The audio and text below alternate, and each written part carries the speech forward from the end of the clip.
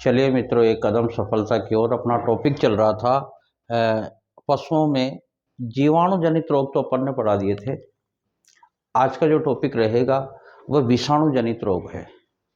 4-5 अपन ने जीवाणु जनित रोग पढ़ाए, 4-5-7 विषाणु जनित रोग है जिनका टॉपिक आज अपन पूरा करवा देते हैं। विषाणु जानवरों में विषाणु जनित रोग। देखो, इन रोगों में कुछ जो मुख्य रोग ले लेते हैं अपन। जैसे 4-5 अपन ने उसमें जीवाणु में लिए थे, इसी तरीके से अपन इसमें 4-5 जो मुख्य रोग है, जैसे पशु प्लेग।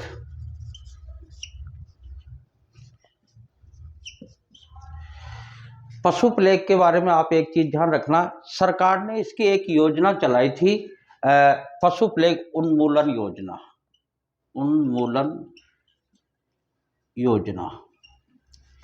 ये 1954 में चलाई थी। बाद में फिर इसको बंद कर दिया। 1 अक्टूबर 1954 को चलाई थी ये,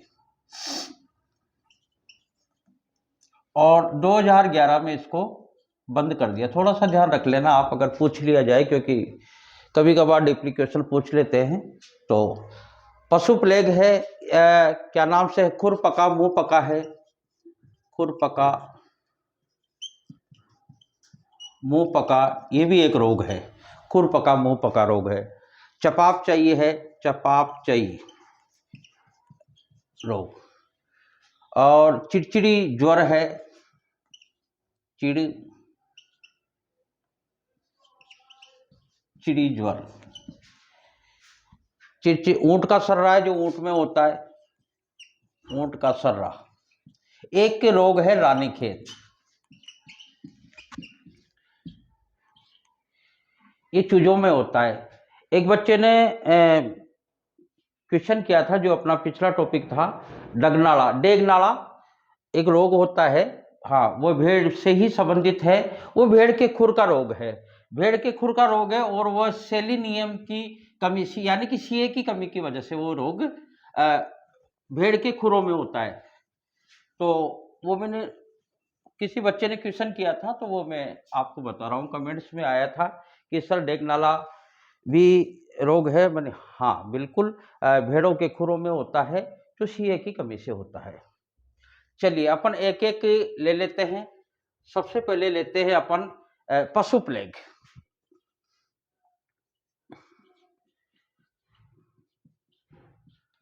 देखो, पशु प्लेग, इसके अन्य नाम भी हैं, जैसे केटल प्लेग। केटल का मतलब पशु ही होता है। केटल प्लेग है, रिंडर फेस्ट है।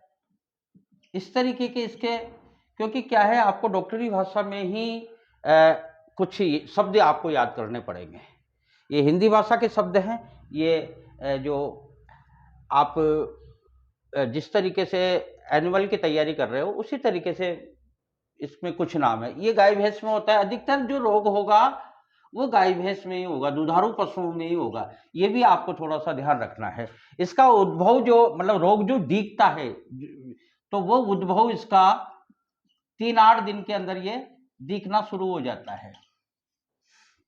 उसके बाद में क्या होता है, समय देखो आप, समय इसके शुष्क मौसम में होता है ये रोग अधिकतर। कौन सा?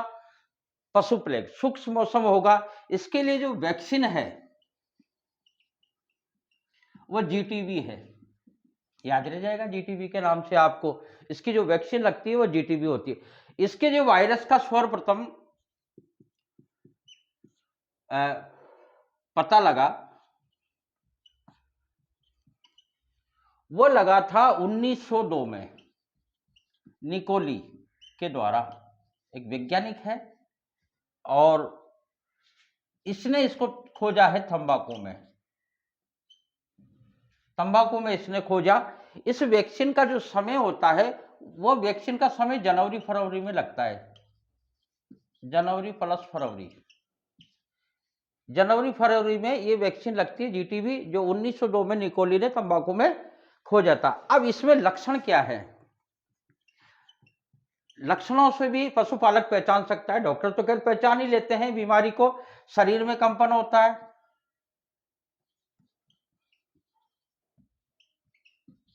प्लस और क्या क्या होता है, मुंह गर्म हो जाता है, दांत कटकटाने लग जाते हैं, मुंह गर्म, दांतों का कटकटाना।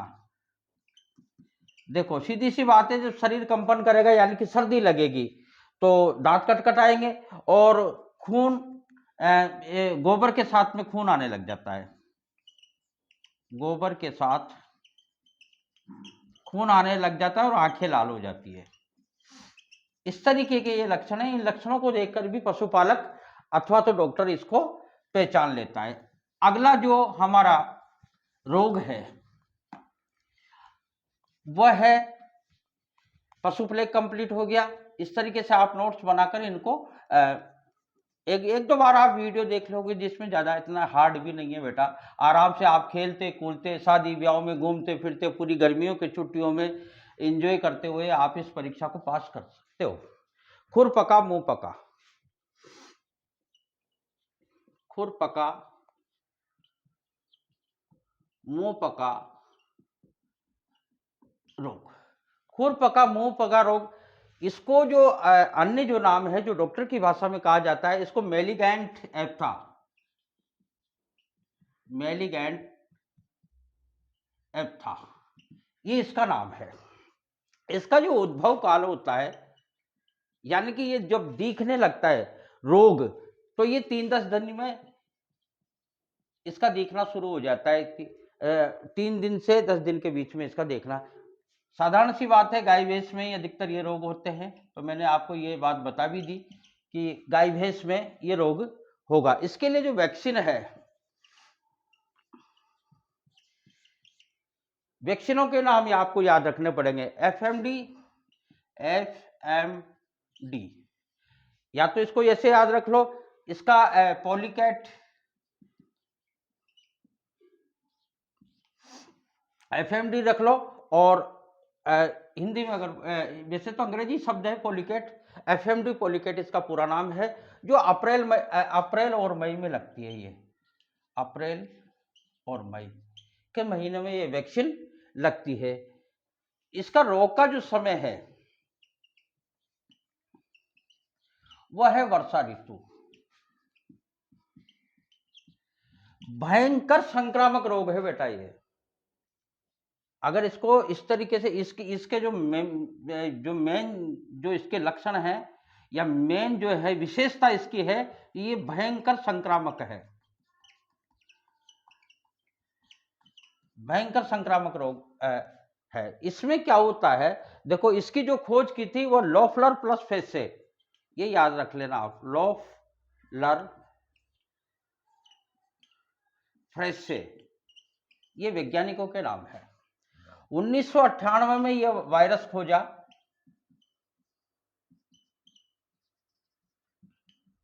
इन वैज्ञानिकों के नाम आप याद रख लेना। इसमें से क्या होता है, इसके जो लक्षण हैं, मुंह में से लार टपकना, मुंह से लार टपकना, यानी कि मुंह में से लार टपकने लग जाती है, और पैर और मुंह में छाले हो जाते हैं, ये इसके लक्षण हैं। बहुत मुख्य रोग है, क्या नाम से, खुरपका और मुंह पका। इस तरीके से 2 रोग अपने कंप्लीट हो गए। जो मुख्य जो रोग हैं, जो परीक्षाओं में पूछे जा सकते हैं, जहां से क्वेश्चन पुटअप होने की संभावना है, क्योंकि अपन अंदाजा ही लगा सकते हैं, प्रयास ही कर सकते हैं बेटा। जहां जहां से क्वेश्चन उठने की संभावना है, वहीं से हम आपको टॉपिक बताने का प्रयास कर रहे हैं। तीसरा रोग है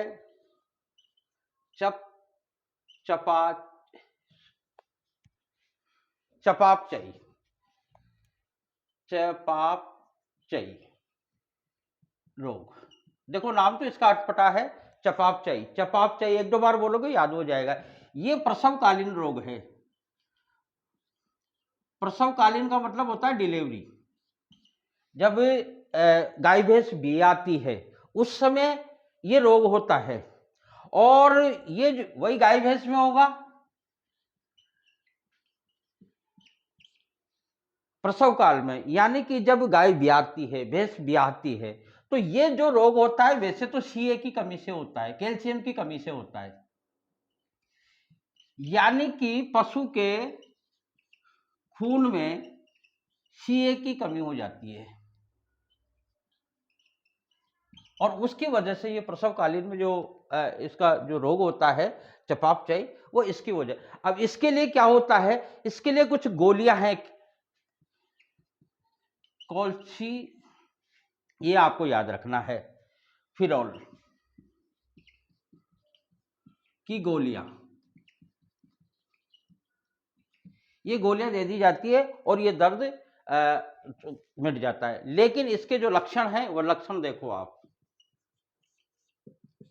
बहुत खतरनाक रोग है। एक तरीके से आप ये कह सकते हो ये लकवा है। अगर इसमें अपन थोड़े से पशुपालक या जो भी पालने वाले हैं घरेलू भी, अगर वो थोड़े से ढीले रह गए तो जैसे मनुष्य में लकवा हो जाता है, पैरालिसिस हो जाता है, इसी तरीके से इसमें भी जानवरों को लकवा हो जाता है। यानी कि शरीर ठंडा पड़ जाता है, पसीना आता है और पशु के अंगों में लकवा हो जाता है। ये इसके लक्षण हैं। कोई भी शरीर का पैर है वह, इस तरीके से कहने का मतलब ये एक तरीके से लकवा ही मान के चलो आप इसको, जैसे मनुष्य में लकवा होता है, पैरालाइज होता है, इसी तरीके से जानवरों का भी ये पैरालाइज है। अब अगला जो प्रमुख रोग है हमारा चौथे नंबर का, वह है चिचड़ी रोग।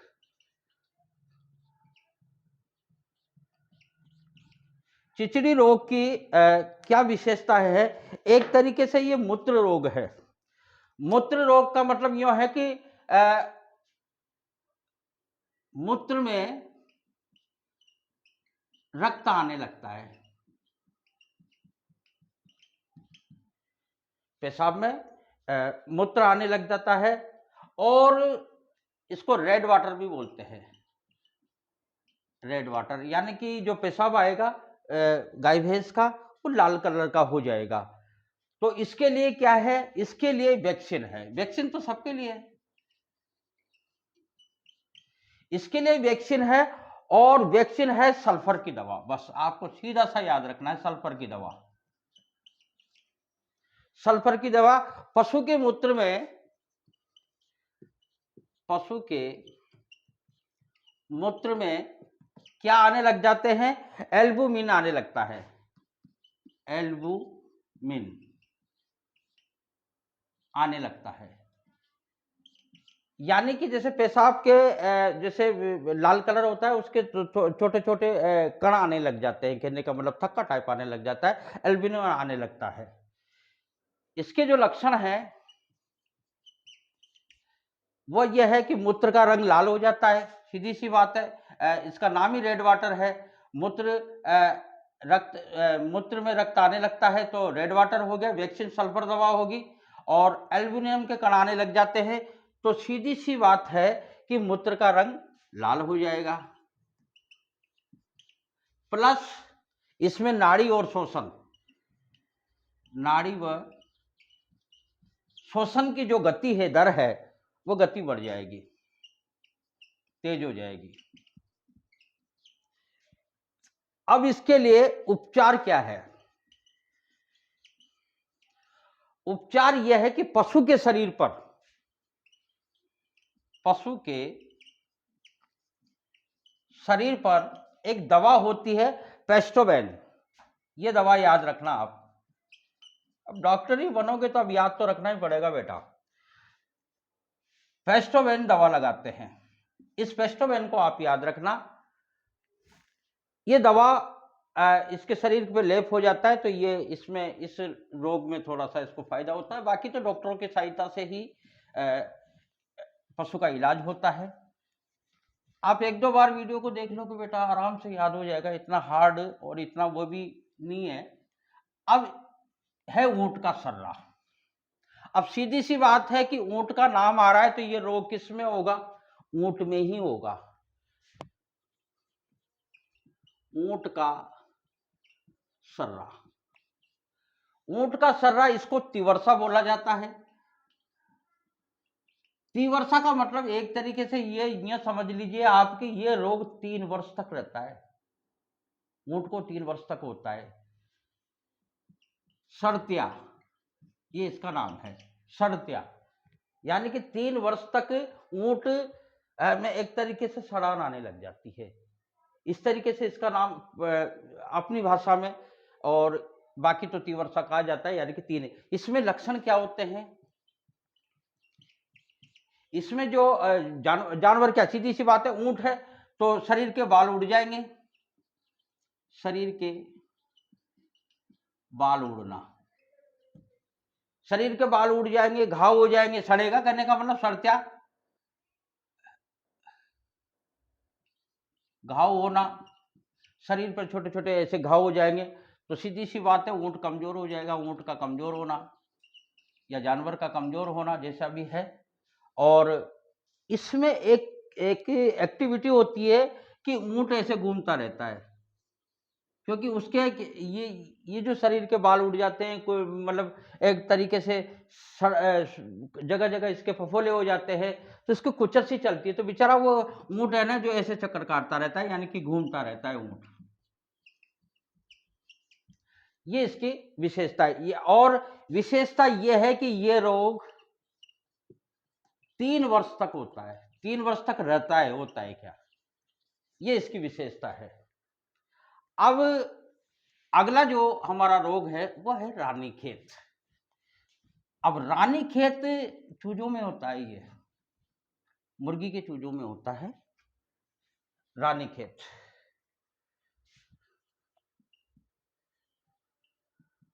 नाम तो बड़ा अच्छा है, रानीखेत। विश्व में सर्वप्रथम, यानी कि इसकी खोज हुई 1997 में। एक चीज तो याद ये रख लेना, और कहाँ हुई? इंग्लैंड में। लेकिन हमारे भारत में भी ये पाया गया, वो पाया गया पश्चिमी बंगाल में। कहाँ? पश्चिमी बंगाल में, यानी कि छोटी उम्र के जो चूजे होते हैं, मुर्गी के जो बच्चे होते हैं, उनको चूजे बोलते हैं, चूजे, उनमें पाया गया।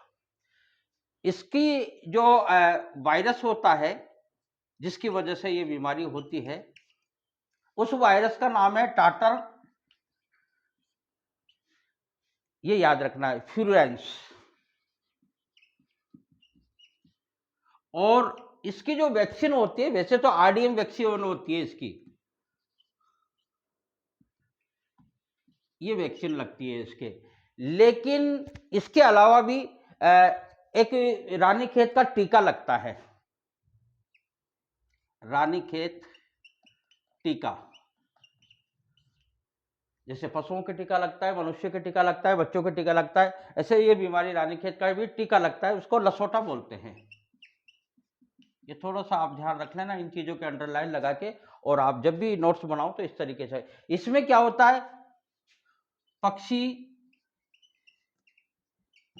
की जो नाक है, ये जो रानीखेत का टीका डाला जाए, तो पक्षी की नाक में एक एक बूंद करके, एक एक बूंद उसमें डालते हैं, यानी कि पक्षी की नाक में